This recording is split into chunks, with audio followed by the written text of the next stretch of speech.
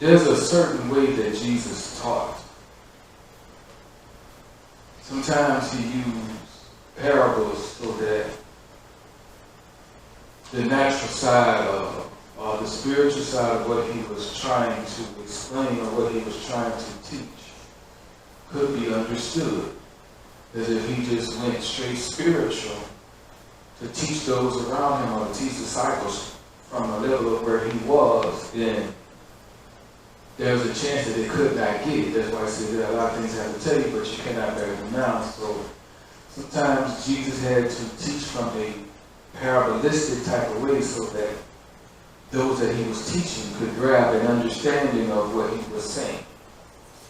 So having said that, I want to use a little brief demonstration before I get into the word, because hopefully tonight I'll open up your eyes to see something that you probably should have seen a long time ago. But then there's grace and mercy, right? I have in my hand two sources of power.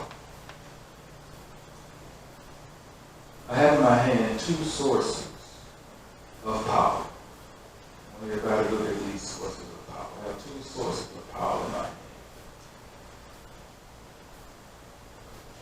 When I was a kid, I had this video game.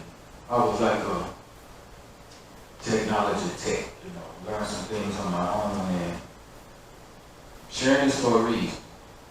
Teaching in a parable. If you grab it, you do. If you don't, I can't help you. But when I was a kid, I had this video game. And the video game ran off of batteries, right? The battery was never in a place to constantly buy batteries. So what I did one day was I got a power cord similar to this one, but the box was more bigger. And what I did was I cut the end of the power cord to where the wires was exposed. And when the wires were exposed, I used two clips. And I hooked them to the exposed wires. One positive, one negative, right? Now, when I hooked it inside the game, positive and negative, I'm bypassing the batteries, and when I plugged it in, the game worked. Now, the way I tested to see if I was getting any power, I took the clips and I touched them together, right? When I saw a little bit of spark, what did that tell me? I got some power, right? Now, somehow, some way, that little contraption broke. But I still had the concept in my mind of the two clips, the power, right? I didn't have one of those little adapter boxes anymore, right? So what I did was I used a straight extension cord. I did the exact same thing. I cut the ends off. I exposed the two wires, right? One positive, one negative. Plugged it into the wall. Did the same test to see if I got any power. When I touched the clips this time, it was almost like an explosion.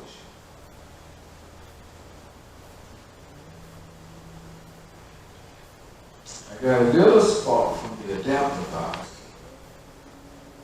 But what's the difference between these two? Can anybody tell me? Power.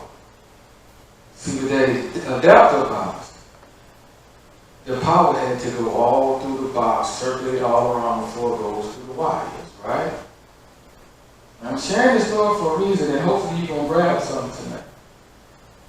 But when I use this mechanism, the power ain't have nowhere to travel. So I was working with straight raw power.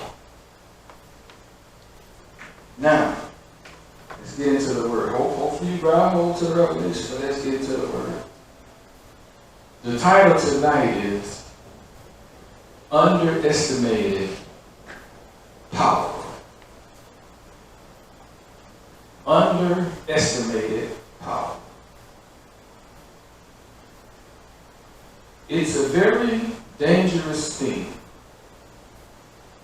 to underestimate something or someone at any time. That is a very dangerous thing. What does the word underestimate mean? Can anybody tell me?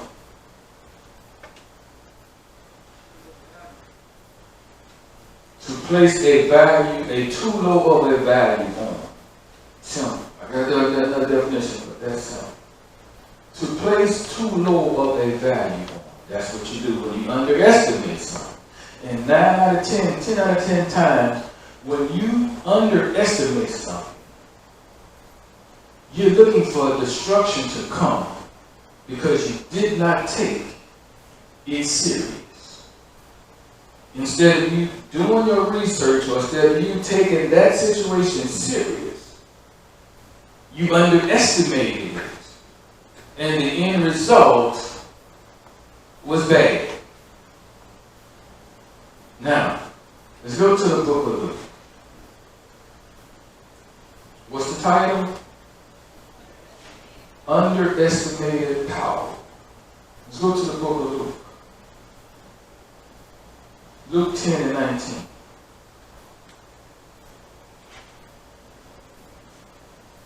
What does that say? Anybody?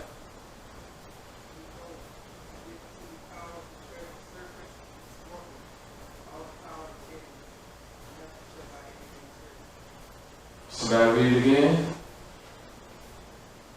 Behold, I give unto you power to tread on serpents and scorpions, and over all power of the enemy, and nothing shall by any means hurt. Now, let's understand something. This is Jesus talking, saying, I have given you power. I'm going somewhere with this so far. I don't feel excited, I don't know why, but maybe somebody think it's the devil said it. I don't know why. I feel like dancing, but I'm hold off till I get to the music. But Jesus gave us power. It's the first thing you have to understand. And you, mankind, because he didn't say I gave it just to the church. Mankind has been given power. Now you have to understand that, as the illustration I just showed you, the power that God gave you, it's never weak. It's the same power that walked on the water. It's the same power that raised Lazarus from the dead. It's the same power that stood on the cross. That's the very same power that we have in our possession. The problem is, on a daily basis, out of ignorance or non-ignorance, we have a tendency to underestimate that power. And because we underestimate that power, we never really understand or realize how much damage underestimating that power brings to our life or brings to our walk with God. Now, the question would be, okay, Pastor, if I got all this power, then where is that? I'm glad you asked. Somebody give me 1 Corinthians chapter 7, verse 37. Because, see, I'm learning. Just because we don't fully understand or we don't fully pay attention to the fact that that power is there, that's when we make our biggest mistake. Underestimate. Oh, it ain't really there. I ain't really got it, blah, blah, blah. However you put it together. But the Bible never said that God took that power back. The question is, what kind of fruit is this power producing? That's the question that you should be asking yourself. 1 Corinthians 7 and 37, what does that say? Nevertheless, he that standeth steadfast in his heart, having no necessity, but had power over his own will, and had so decreed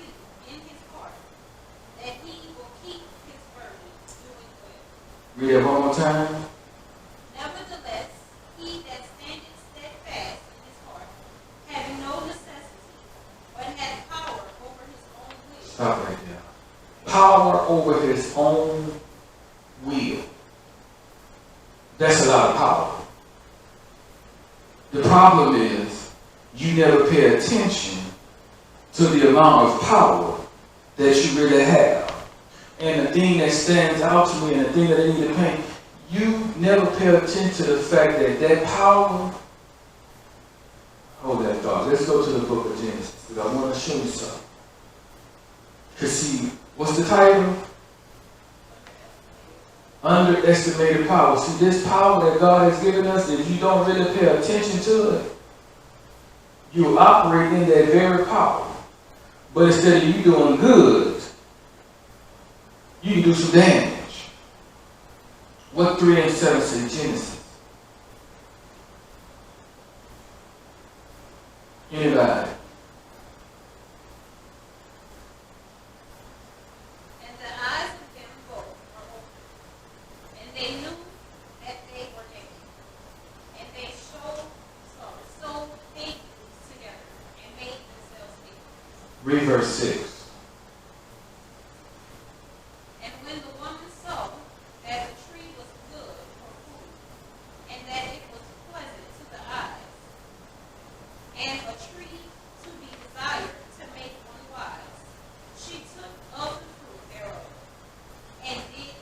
Stop right there. Right here, you see that although Eve was given instructions from God himself, because she had power over her own will, she made a decision contrary to what God had spoken to her. And that decision alone altered God's whole plan for mankind. His whole plan for mankind was altered simply because somebody chose to operate in the power of their own will. So what am I saying? That power that we operate in, if you choose to make the wrong decisions, you can alter your whole entire walk with God. Oh, stop. Rosi. Just by making a decision in the power of your own will. How many of us have made decisions and realized that that decision that I made has messed up a whole lot in my walk with God? You know why it's like that? Because God gave you the power. And because he gave you the power, you operated in that very power. You underestimated what that power could really do in your life. And because you really underestimated it, you made that decision. Now that decision that you have made, it has altered everything that God had planned for your life. That's some serious power. But we never pay attention. We never look at it that way. But God never took away that power. You have the power to control your destiny in God. Almost finished. So this brings me to my question, because as I was meditating, I was like, okay, where does all of this go? My next question is this. Where would you say this specific power hurts us the most? What area in our life would you say that this power hurts us the most? What area? I know you're going to say every area, but what area in specific does this power hurt us the most? Because you got to understand us. I told you, see, you have to understand something. This power is always in operation in your human being body. Whether it's your spiritual mind or your carnal mind, this power is always in operation. So my question would be, where does this power in our will hurt us the most? Anybody else say that? What area does this power hurt us? She said relationship. Anybody else?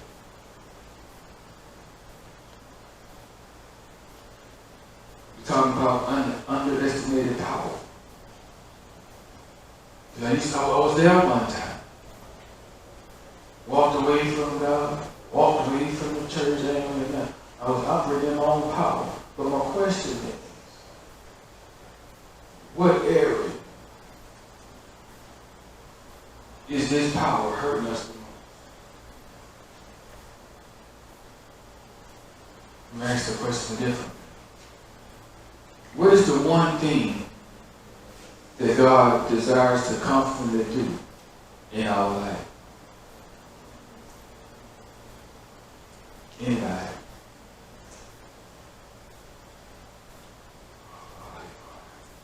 Okay? Man, prosper somewhere in there. But I'm talking about that one area. See, prosperous come back to that same area. Anybody else?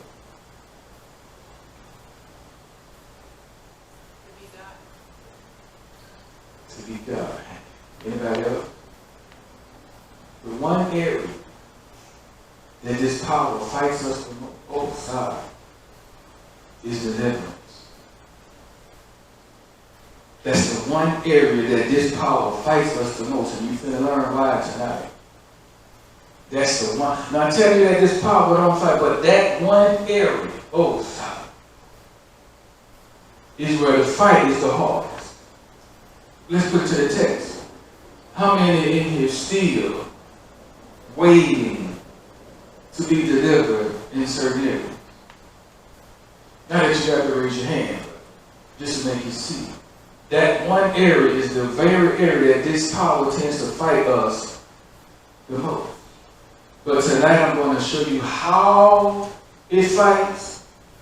And hopefully after you realize how it fights, you can make your own decision or your own mind frame to move forward and God from there. But I got to show you. Let's go to the book of John.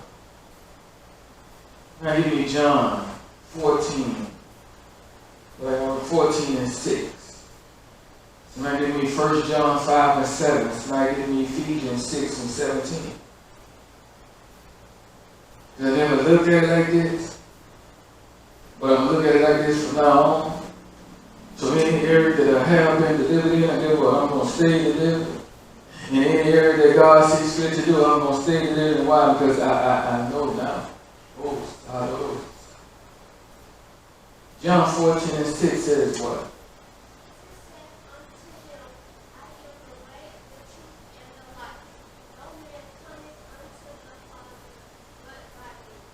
Now, somebody read it one more time.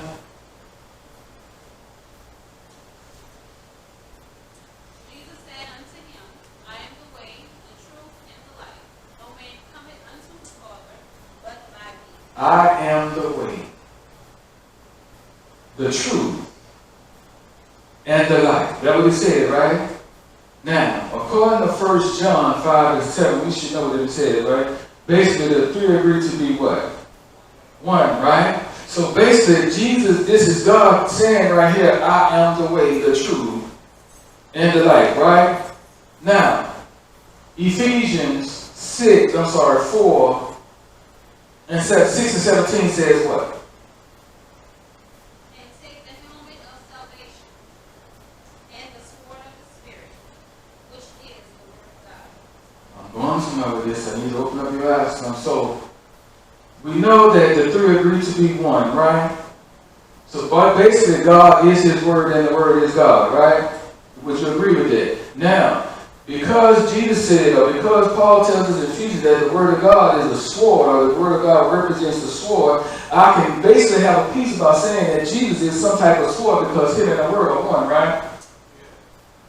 Would you agree with that? Even in Hebrews, it says the Word of God is quick, powerful, sharper than a two-edged sword. So you basically say the Word of God is a sword of some type, right? Now, this is where it kind of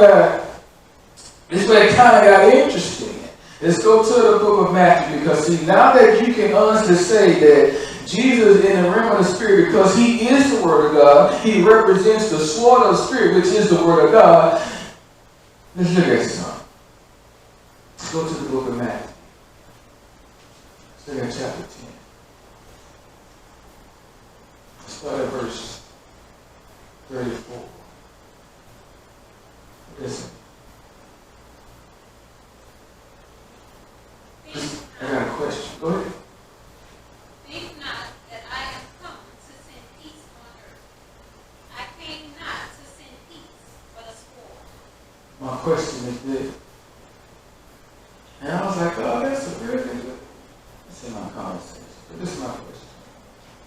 If Jesus was the sword, or if Jesus was the truth himself, if he is the word, and the word is the truth, and the word is the spirit of God, or the word is the sword of the spirit, why did he need to send a sword?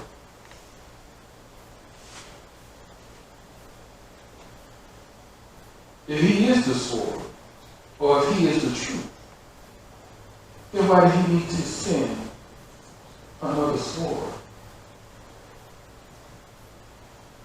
You know that answer? Okay, we'll bring another question.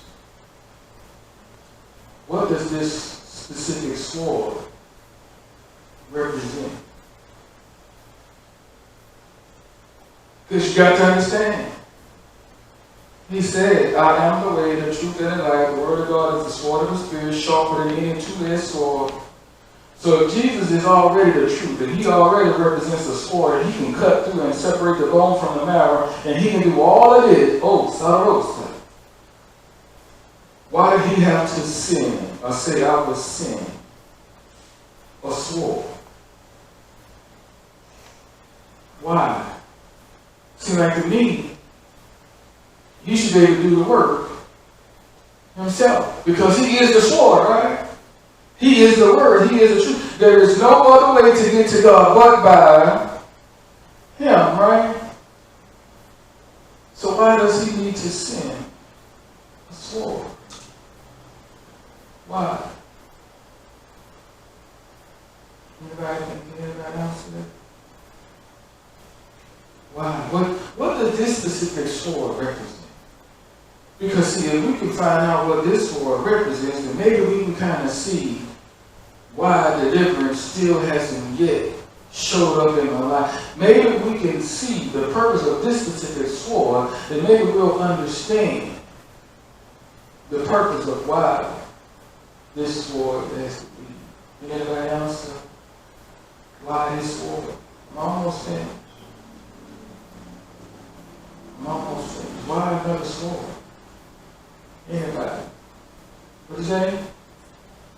More power? But you can't really have more power if God doesn't feel at the peak of his power. What is that?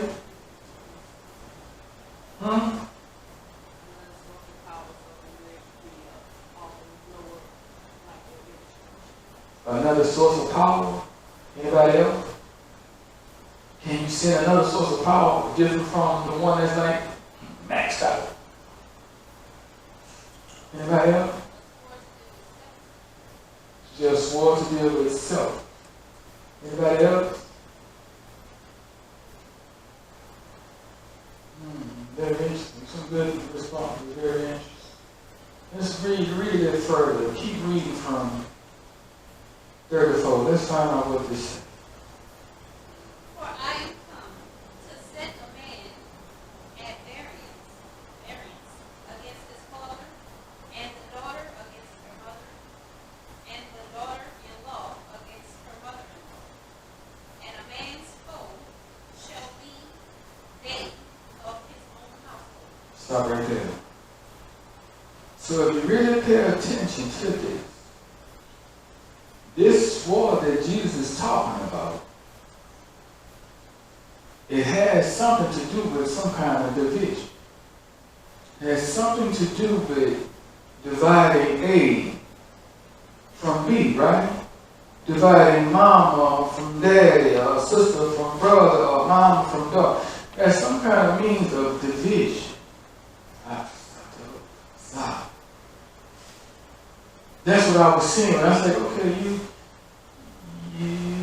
really showing you something. And if you really listen, that's what he's doing. He's come to set mama against daughter, dad against son. He said your enemy's going to be that of your own household. But my question would be, how would he be successful at doing that?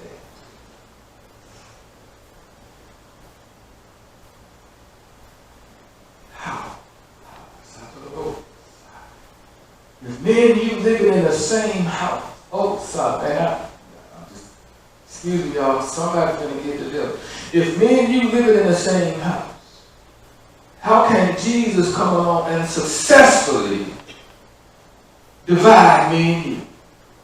What has he done? Oh, their wheels is turning. That's good, though. What has he done? Because in the word, he successfully divided mama from daughter, daddy from son. He successfully did that, is the word. But my question is, how? How do you do it? Man, you could live under the same roof. And how some man that we never known, let's look at it like that, can come into my house and divide us. How can he do that? Anybody want to answer that? What you say? You put the truth on the table, that's true. Anybody else? Anybody else? What did he do? Then he put the truth on the table. What did he do? Because in order for him to separate me and Victoria, me and Pop, he had to successfully do something. What did he do? Or should I say, because he is the truth. What did the truth do? Anybody?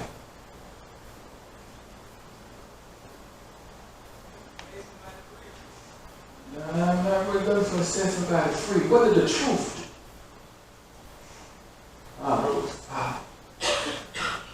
Because he did something. Because first, me and my household, we was on one accord, right? But then the truth done come in. And it's done something. So now me and my house divided. So what did the truth do? What did it do? What you say? I hear you. Yeah, but how? How? What did he change? What did he change? Before you can answer what did he change, you would have to first realize if me and you was on the same page. What does that mean? I'm trying to break it down as simple as possible. If me and you on the same page, what that means we believe the same thing. In order for us to be on the same page, we got to believe the same thing. But yet, when the truth shows, when the truth shows up, what happened? That means somebody chose to believe the truth. And somebody chose to believe what they still was already. I said, my wheels were just, I said, hey. The truth came in and took over my belief system. And because now that I believe the truth, and you don't, then what has Jesus done?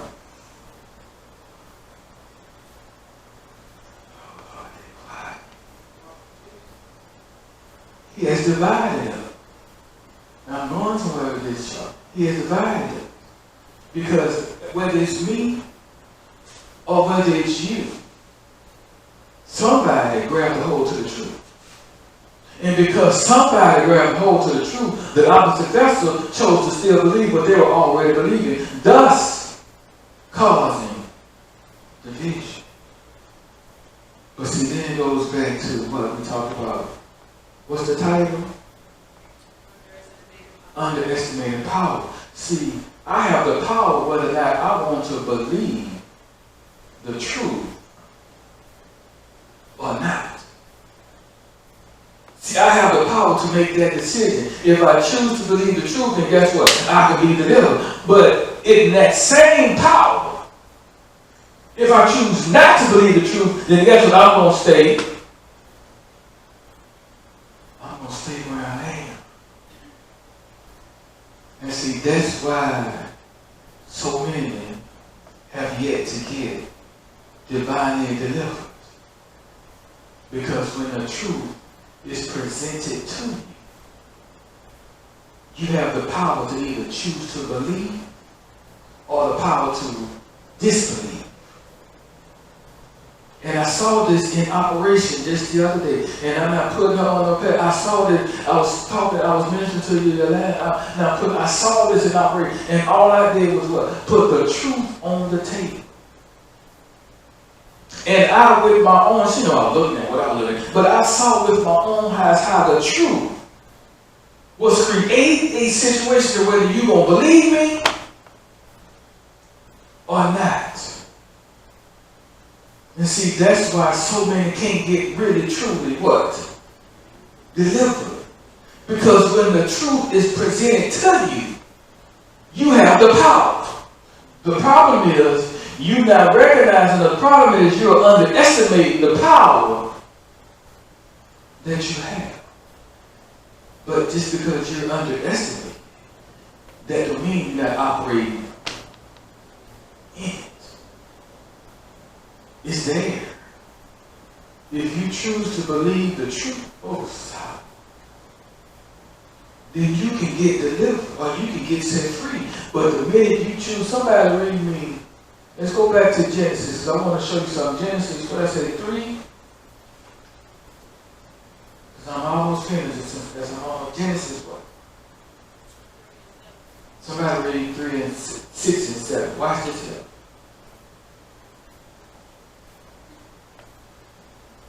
Somebody read that. Because you don't understand, after tonight you will, but you don't understand the real eternal power that you're using, either for yourself, Holy Ghost, that should have been on my paper. You're not even paying attention to the power that you working either for yourself or against yourself. Watch this here. Genesis 1, what I say, 3, 6 and 7. Go ahead. So I'm getting happy. That's all. Go ahead. What you say?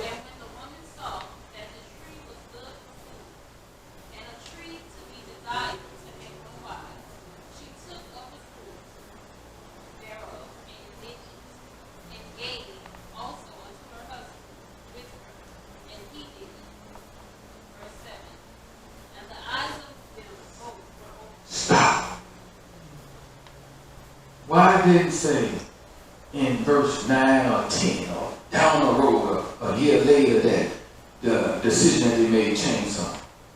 Why didn't it say then? So when they made that decision, when did the change happen? Immediately. So what you're telling me is deliverance is possible what? Immediately. But it will never be there if you choose not to believe the truth. See, Eve knew the truth because it came straight from God. But because she had power over her own will, matter of fact, let's put it to the test. God, the Bible that I know says, this is getting good. Should you write some of this stuff down? The Bible that I read says that God is omnipotent, right? Wherever the peak of his power. He's omnipresent. He's omniscient. All of these omniscient, right? So in other words, God knows everything, right? So God knew what Eve was getting ready to do, right? Eve biting off that fruit, and I'm going to put the paper up. Eve biting off that fruit, it didn't catch God by surprise because he already knew this, right? Because he's unknown, am I right? So if God already knew what Eve was going to do, why didn't he stop her? He knew you finna mess up my eternal plan for all mankind. Why didn't he stop her? Why? Can anybody answer that? Why didn't he stop her? What you gotta do?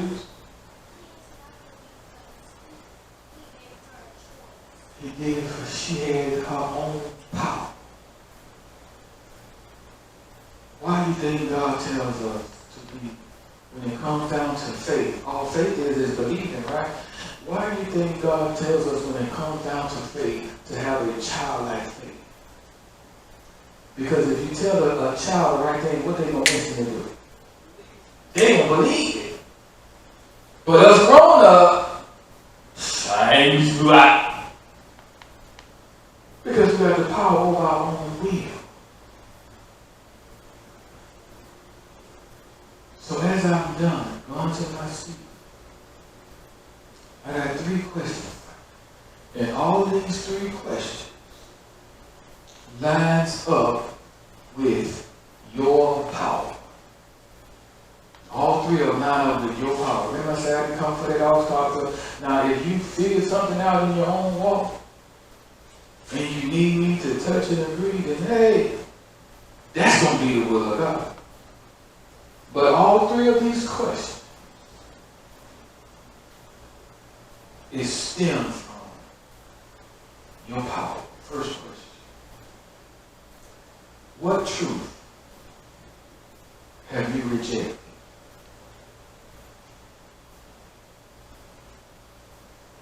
What truth have you rejected?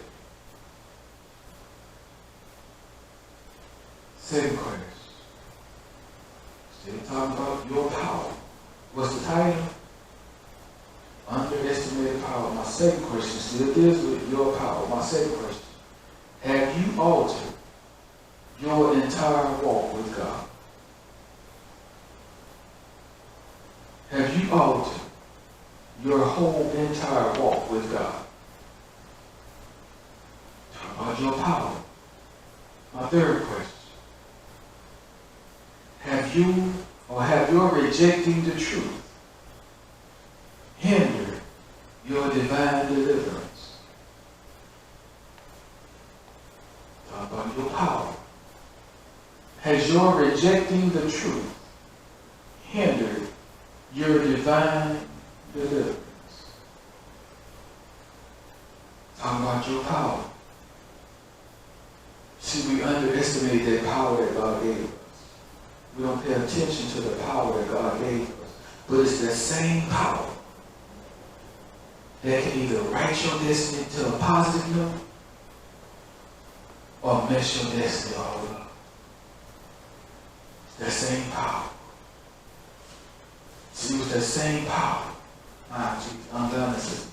See, when I plug that adapter box, I plug to the same wall. So I was using the same power. I just didn't understand the difference between the power having to circulate and the power going straight to me. We operating in that same power. Only difference, ain't no circulating around. The power that God placed in our hands is omnipotent. It's at its peak right now. The question that you would have to ask yourself, how am I going to use this power right now? Yesterday gone. How am I going to use it right now? Am I going to accept the truth? Oh, my Jesus, I feel the breaker. Am I going to accept the truth? Or am I going to reject it? Because you have the power to do either one. You have to ask yourself,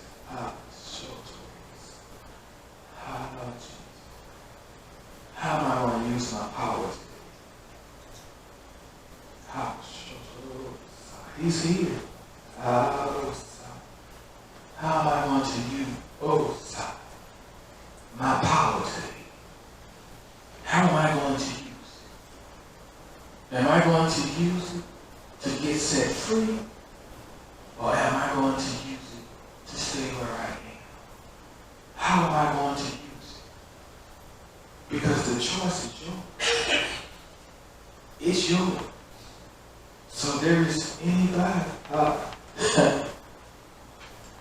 if there is anybody that you would like for me to agree with you and pray, then now is your time. Because I'm not going to pump you up. I'm not going to prime you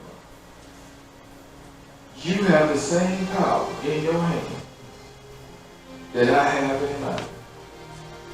All I'm doing is what the word said. When 2 or 3 touch and agree. Ask yourself, how am I going